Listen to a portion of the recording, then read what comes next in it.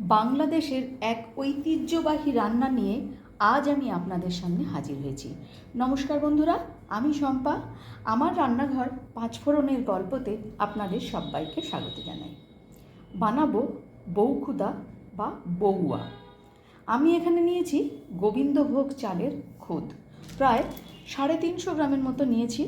10 minute এটাকে ভালো করে ভিজিয়ে রেখেছিলাম, তারপর ধুয়ে জল ঝরিয়ে নিয়েছি কিছুটা চিনে বাদাম, 5-6টা কাঁচা লঙ্কা, একটা বড় মাপের পেঁয়াজ একদম পাতলা করে কাটা, নিয়েছি কিছুটা আলু।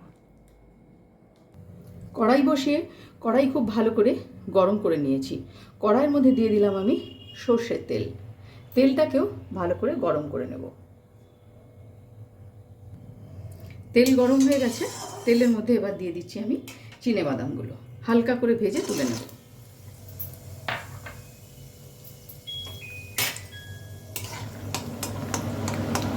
গ্যাসের ফ্লেমটাকে কিন্তু লো করে দিলাম। বাদামগুলো ভাজা হয়ে গেছে, এবারে বাদামগুলোকে আমি নামিয়ে নিচ্ছি। বাদাম ভাজার এই তেলের মধ্যেই আলুগুলোকে লাল করে ভেজে নেব।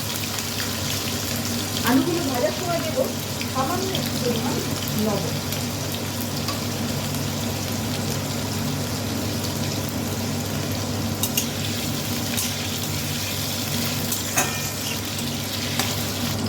এক চিমটি হলুদ দেব। খুব বেশি হলুদ কিন্তু এখানে আমার আলু ভাজার জন্য প্রয়োজন নেই। আমার রান্না যদি আপনাদের ভালো লেগে থাকে আর যদি এই ভিডিওটি আপনারা ফেসবুক থেকে দেখেন, তাহলে অনুরোধ করব পেজটিকে ফলো করে দেওয়ার জন্য। আর যদি ইউটিউব থেকে দেখে থাকেন, তাহলে অনুরোধ করব চ্যানেলটিকে সাবস্ক্রাইব করে পাশে থাকা বেল আইকনটি প্রেস করার জন্য, যাতে আমি কোনো রেসিপি দিলে আপনাদের কাছে নোটিফিকেশান পৌঁছে যায়। লাল করে আলুটা ভেজে নিচ্ছি। আলুটা লাল করে ভাজা হয়ে গেছে, এখন আলুটাকে নামিয়ে নিচ্ছি। যে তেলটা রয়েছে সেই তেলের মধ্যে এখন দিয়ে দেব তেজপাতা, দিচ্ছি শুকনো লঙ্কা, আর দেব 1/2 চা চামচ পরিমাণ কালো জিরে। ভালো করে একটুখানি ফোড়নটা নেড়ে নিচ্ছি।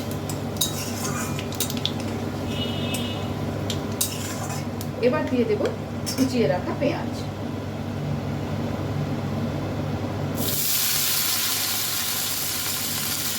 ভালো করে পেঁয়াজটা কিন্তু একটু লাল করে ভেজে নিতে হবে।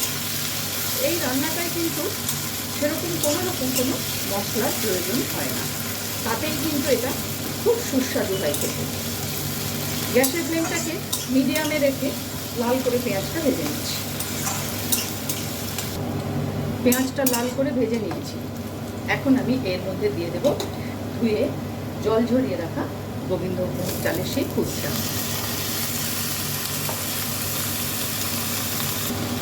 খুব ভালো করে কিন্তু একটু পেঁয়াজের সাথে নাড়াচাড়া করে একটু ভেজে নিতে হবে। মিশিয়ে নিয়েছি, এবারে এর মধ্যে দিয়ে দিচ্ছি পরিমাণ মতো লবণ, আর দেব খুব সামান্য পরিমাণ হলুদ গুঁড়ো, দিয়ে দিচ্ছি কাঁচা লঙ্কা। সব কিছু মিশিয়ে নেব। গ্যাসের ফ্লেমটা এ সময় কিন্তু হাইতেই করে রেখেছি। সব কিছু ভালোভাবে মেশানো হয়ে গেছে, চালটাও একটু ভাজা ভাজা মতন করে নিয়েছি। এবারে এর মধ্যে দিয়ে দেবো গরম জল।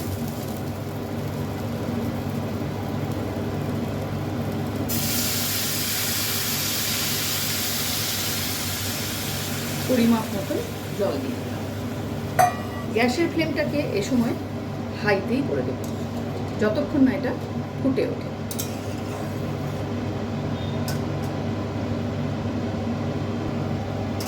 এটা কিন্তু ফুটতে শুরু হয়ে গেছে।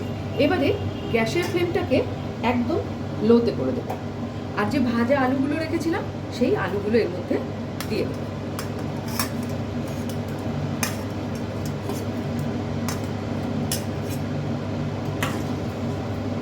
এবারে এটাকে আমি ঢেকে দেব প্রায় 7 থেকে 8 মিনিটের জন্য। ফিরে এলাম 7 মিনিট পর।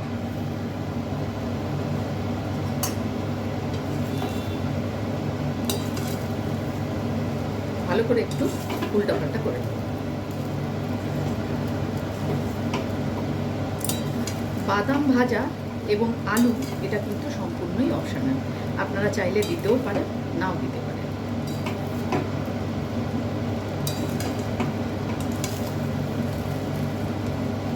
এবারে ওপর থেকে বাদাম ভাজাগুলো ছড়িয়ে দেব।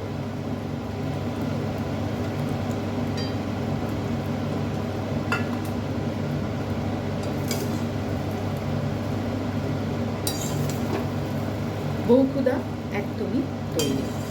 প্রায় 10 মিনিট স্ট্যান্ডিং টাইমে রেখে আমি গরম গরম পরিবেশন করব।